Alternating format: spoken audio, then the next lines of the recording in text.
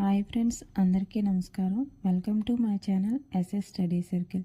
ఈనాడు పేపర్లో వచ్చేటువంటి ముఖ్యమైన కరెంట్ అఫైర్స్ అనేది మన ఛానల్లో డిస్కస్ చేస్తున్నాం. ఈ క్లాసెస్ అనేవి కాంపిటేటివ్ చదువుతున్నటువంటి ప్రతి ఒక్క స్టూడెంట్కి ఎంతగానో యూజ్ అవుతాయి. 2026 జనవరి 21వ తారీఖు సంబంధించి ముఖ్యమైన కరెంట్ అఫైర్స్ అయితే డిస్కస్ చేద్దాం. అందులో మొదటి అంశం వచ్చి నితిన్ నబీన్ నాకు బాస్. దీని గురించి అయితే చూద్దాం. భాజపా అధ్యక్షుడిగా బాధ్యతలు స్వీకరించినటువంటి నితిన్ నబీన్ను ప్రధాని అయినటువంటి నరేంద్ర మోడీ గారు అభినందిస్తూ ఈ విషయం అయితే చెప్పడం జరిగింది. పార్టీకి సంబంధించిన విషయాల్లో తాను ఒక కార్యకర్తను మాత్రమేనని, తనకు బాస్ నితిన్ నబీన్ అని ప్రధాని నరేంద్ర మోడీ గారు అయితే పేర్కొన్నారు. కార్యకర్తగా పార్టీలో నా పనితీరు నివేదికను కొత్త అధ్యక్షుడికి అయితే ఇస్తున్నానని కూడా ఈ సందర్భంగా అయితే నరేంద్ర మోడీ గారు అనేవారు చెప్పడం జరిగింది. నెక్స్ట్ అంశం వచ్చి విశాఖ ఉత్సవ్. ఉత్తరాంధ్ర సాంస్కృతిక వైభవాన్ని, ప్రకృతి సౌందర్యాన్ని చాటి చెప్పేలా ఈ నెల 24 నుంచి ఫిబ్రవరి 1వ తారీఖు వరకు విశాఖ ఉత్సవం అయితే నిర్వహించేందుకు ప్రభుత్వం అయితే సన్నాహాలు చేస్తుంది. దీనికోసం మంత్రులు అనేవారు ఒక పోస్టర్ను కూడా ఆవిష్కరించారు. సాగర్ నుంచి శిఖరం వరకు అనేక నినాదాలతో అయితే ఈ కార్యక్రమాన్ని అయితే చేపట్టనున్నారు.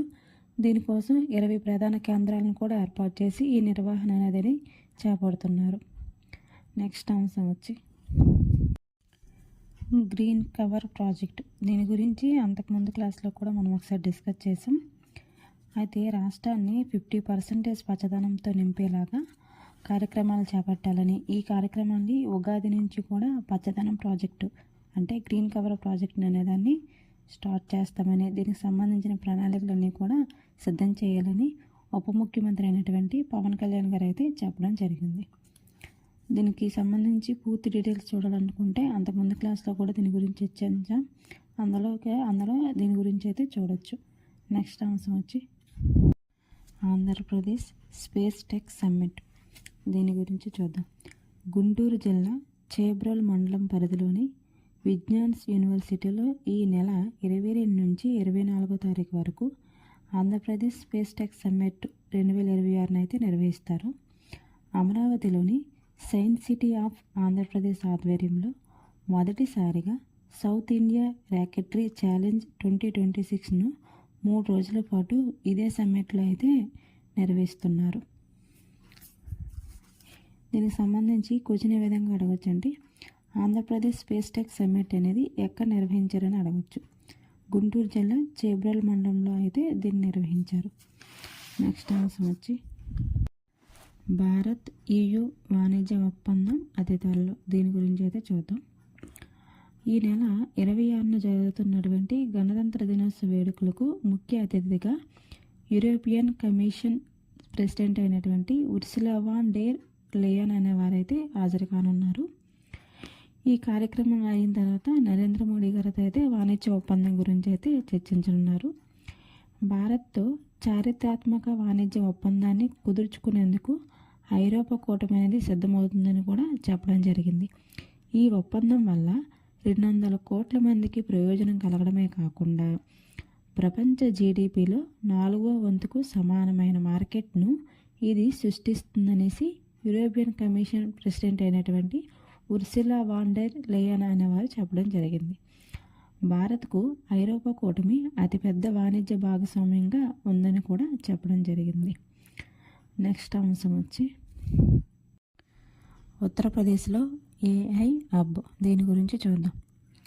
గ్రీన్కో గ్రూప్ వ్యవస్థాపకుల నేతృత్వంలోని AM group Uttar Pradesh greater Noida ప్రాంతంలో 1 గిగావాట్ల సామర్థ్యంతో కార్బన్ రహిత అధిక సామర్థ్యంతో కూడిన కృత్రిమ మేధ కంప్యూటరింగ్ హబ్ను అయితే ఏర్పాటు చేస్తున్నారు. కృత్రిమ మేధ రంగంలో అంతర్జాతీయ అవసరాలను తీర్చే విధంగా అయితే ఇదనేది ఉంటుంది.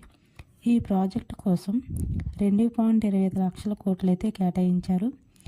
ఈ ప్రాజెక్టును దశల వారీగా అయితే అభివృద్ధి చేస్తారు. మొదటి దశలో 2028 నాటికి, ఆ తర్వాత 2030లో పూర్తి స్థాయి 1 గిగావాట్ సామర్థ్యాన్ని సాధించాలనే లక్ష్యంగా అయితే ఏఎం గ్రూప్ అనేది పెట్టుకుంది. దీనికి సంబంధించి క్వశ్చన్ ఏ విధంగా అడగచ్చు అంటే, ఇటీవలి ఏ రాష్ట్రంలో కృత్రిమ మీద కంప్యూటరింగ్ హబ్ని అయితే ఏర్పాటు చేశారని అడగచ్చు. ఆన్సర్ వచ్చి ఉత్తరప్రదేశ్. నెక్స్ట్ అంశం వచ్చి తుపాకులు మత విద్వేషం నిరోధానికి ఆస్ట్రేలియా బిల్లులు. దీని గురించి చూద్దాం. గత నెలలో ఏం జరిగిందంటే, సిడ్నీలో 15 మంది యూదులను 2 మతోన్మాదులు అనేవారు కాల్చి చంపేశారు. ఈ కాల్పుల్లో దరిమేల తుపాకీలు కొనుగోలుపై ఆంక్షలు విధించే బిల్లుతో పాటు విద్వేష ప్రసంగాల నిషేధ బిల్లును కూడా ఆస్ట్రేలియా పార్లమెంట్ అనేది ఆమోదించింది.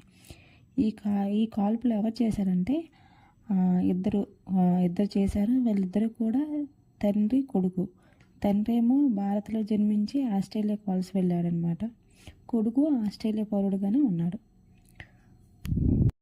చూశారు కదా ఫ్రెండ్స్, 2026 జనవరి 21వ తారీఖు సంబంధించి ముఖ్యమైన కరెంట్ అఫైర్స్ అయితే డిస్కస్ చేసాం. ఇదే విధంగా ప్రతిరోజు ఈనాడు పేపర్లో వస్తున్నటువంటి ముఖ్యమైన కరెంట్ అఫైర్స్ అనేది మన ఛానల్లో డిస్కస్ చేస్తున్నాం. కాంపిటేటివ్ చదువుతున్నటువంటి ప్రతి ఒక్క స్టూడెంట్కి ఈ క్లాసెస్ అనేవి ఎంతగానో యూజ్ అవుతాయి friends. So please support my channel. మన ఛానల్ని సబ్స్క్రైబ్ చేయండి, లైక్ చేయండి. మీ ఫ్రెండ్స్ ఎవరైనా సరే కాంపిటేటివ్ చేస్తే వాళ్ళకైతే ఈ వీడియోని అయితే షేర్ చేయండి friends. Thank you for watching my channel. Thank you.